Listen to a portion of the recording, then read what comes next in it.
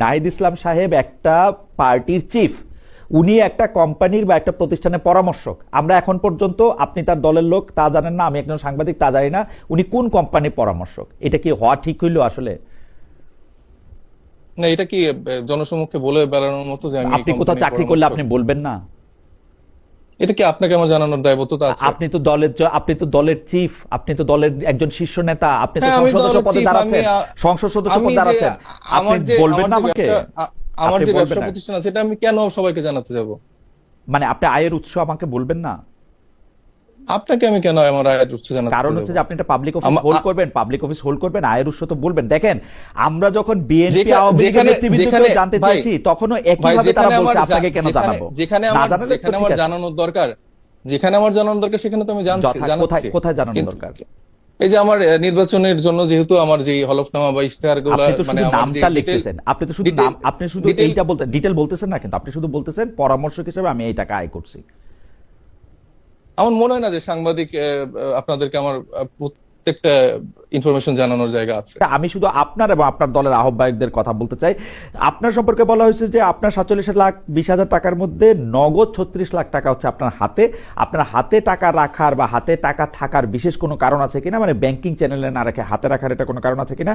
আর আমরা দেখছি যে আপনাদের দলের যে নেতা, সেই পরামর্শক জনাব নাহিদ, তার আয় বছরে মানে আহ্বায়ক, তিনি পরামর্শক হিসেবে বছরে 16 লাখ টাকা আয় করছেন।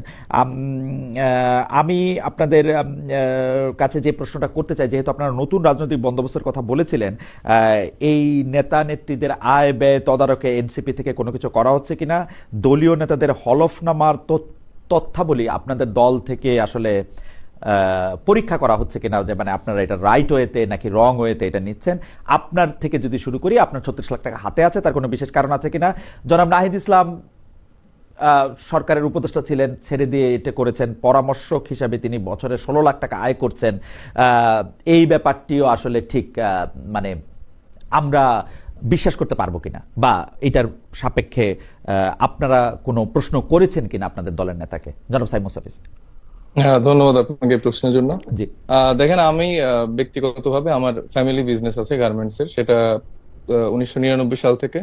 পরবর্তীতে আমি যখন যুক্ত হই, আমি পরবর্তীতে আমি নিজের মতো করে আমার আলাদা সাইট থাকে, সেখানে আসলে আমার নিজস্ব মানে ব্যবসা চ্যানেল থাকে, এবং সেই জায়গা থেকে এই যে অর্থের যে উৎসের কথাটা বলা হয়েছে, সেটা মূলত নির্বাচনী যে আমাদের ব্যয় করতে হবে, তো আমি সেই জায়গা থেকে আসলে সেটা আসলে কোনো ব্যাংকিং চ্যানেলে রাখা হয়নি, এবং সেটা মূলত নির্বাচনে ব্যয়ের জন্যই রাখা হয়েছে।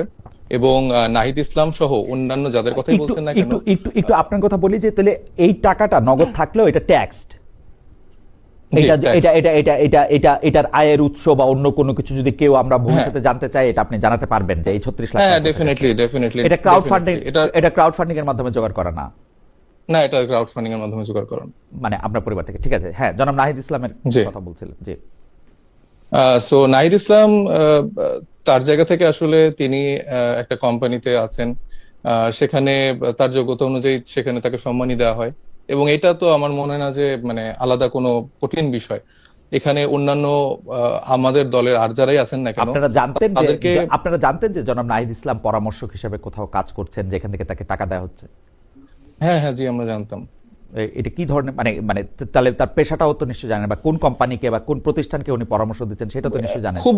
খুব ডিটেইলে আমি জানি না। আমি জানি যে উনি একটা কোম্পানিতে পরামর্শক হিসেবে আছেন, এবং আমাদের দলের আপনি জানেন যে আমাদের মোটামুটি 80% প্রফেশনাল মানুষজনই আমাদের সাথে দলে যুক্ত, এবং যারা আসলে স্টুডেন্ট থেকে নতুন ভাবে আমাদের দলে যুক্ত হয়েছেন, আমাদের দলের যারা বিভিন্ন ব্যবসা বাণিজ্যের সাথে যুক্ত ছিল, তারা অনেকের প্রতিষ্ঠান থেকে চেষ্টা করেছে তাদেরকে আসলে কোনো জব বা কোনোভাবে ফ্যাসিলিটেট করতে পারে কিনা, কারণ আমাদের যে ট্রেডিশনাল পলিটিক্স, সেখানে শুধুমাত্র আমাদের রাজনীতিবিদদের পেশা থেকে রাজনীতি।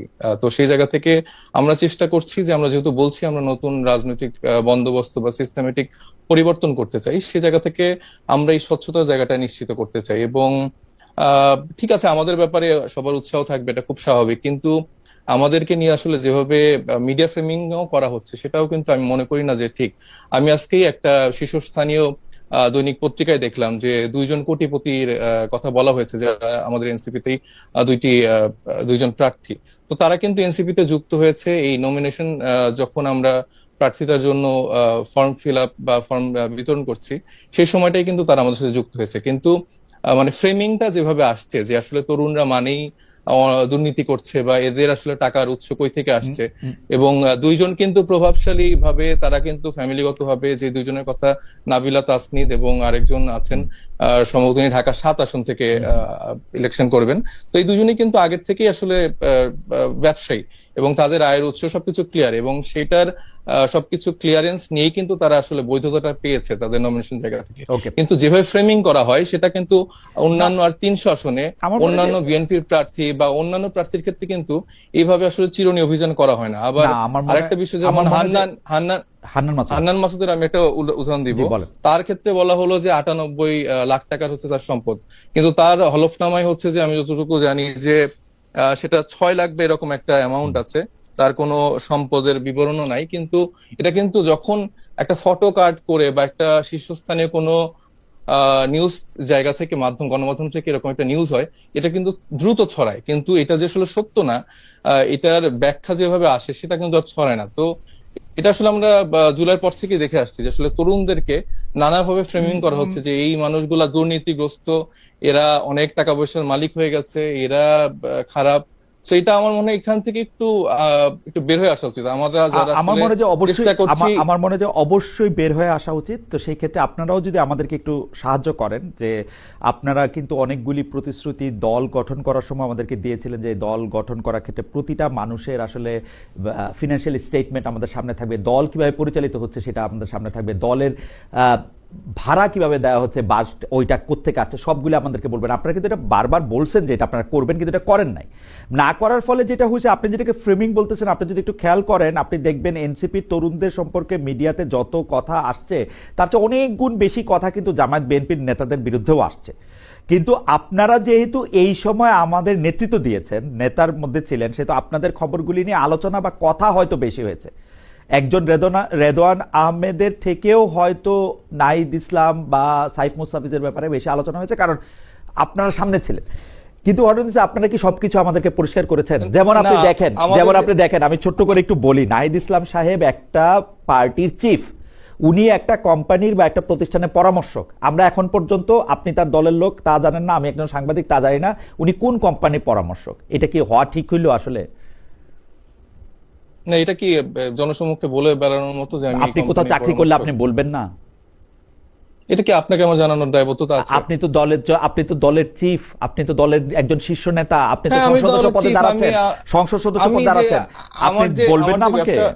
আমার যে ব্যবসা প্রতিষ্ঠান আছে, এটা আমি কেন সবাইকে জানাতে যাব? মানে আপনি আয়ের উৎস আমাকে বলবেন না? আপনাকে আমি কেন আমার আয়ের উৎস জানাতে? কারণ হচ্ছে যে আপনি একটা পাবলিক অফিস হোল্ড করবেন, আয়ের উৎস তো বলবেন। দেখেন, আমরা যখন বিএনপি আওয়ামী লীগের নেতৃবৃন্দকে জানতে চাইছি, তখনও একইভাবে তারা বলছে, আপনাকে কেন জানাবো? যেখানে আমার জানানোর দরকার, সেখানে তো আমি জানাচ্ছি। কোথায় জানানোর দরকার? এই যে আমার নির্বাচনের জন্য যেহেতু আমার যে হলফনামা বা ইশতেহারগুলো, মানে নামটা লিখতেছেন, আপনি শুধু এইটা বলতে ডিটেইল বলতেছেন না, কিন্তু আপনি শুধু বলতেছেন পরামর্শক হিসেবে আমি এই টাকা আয় করছি। আমার মনে হয় না যে সাংবাদিক আপনাদেরকে আমার প্রত্যেকটা ইনফরমেশন জানানোর জায়গা আছে। আপনি এটা মনে করছেন যে এটা মানে নাহিদ ইসলাম ব্যক্তিগতভাবে দলের চিফের এটা জানানোর দরকার নাই? কি করছে এটা আসলে আমার মনে হয় না এটা আসলে মানে আপনাদেরকে জানানোর প্রয়োজনীয়তা আছে। আমাদের যদি মনে করে যে সে আসলে জানাতে চায়, সে জানাতে পারে, যতটুকু জানানোর দরকার সে ততটুকু জানাতে পারে। ওকে, মানে আপনি মনে করছেন যে এটা জানানো তার দরকার নাই। আচ্ছা, হাউএভার আমি একটু জনাব রেদওয়ান আহমেদ, কিন্তু আমরা যে কমিটমেন্টটা দিয়েছি যে আমাদের দলীয় আয় ব্যয়ের যে স্বচ্ছতার জায়গাটা নিশ্চিত করা বা কিভাবে অফিস চলছে, সেটা আমরা কমিটমেন্টটা আমরা ফুলফিল করতে চাই। এটা কিন্তু আমরা বলেছি, আমরা এটা এরকম তো না, এটা আপনারা আমাদের ওয়েবসাইটে দেখতে পারেন কাইন্ডলি। আমরা কিন্তু বলেছি যে বাৎসরিক ভাবে আমরা অডিট করে আসলে প্রত্যেকটা রিপোর্ট আপনাদেরকে জানাবো। তো সেটা এখন আমাদের দলের বয়স 1 বছর হয়নি। সো এই কমিটমেন্ট আমাদের সবসময় থাকবে। আপনার সাথে আমার যদি কথা হয়ে থাকে, এটা আপনি আমাকে বছর শেষে জিজ্ঞেস করবেন। বছর শেষে জিজ্ঞেস করলে আপনারা বলবেন যে আপনারা এই বাসা ভাড়াটা কোত্থেকে দিয়েছেন, এই টাকাটা কোত্থেকে এসেছে? না, ডেফিনেটলি প্রত্যেকটা ব্যাখ্যা কোন খাত থেকে কত টাকা পেয়েছেন, কোন খাত থেকে কত টাকা পেয়েছেন, এটা আপনারা জি আমরা এটা চেষ্টা করছি।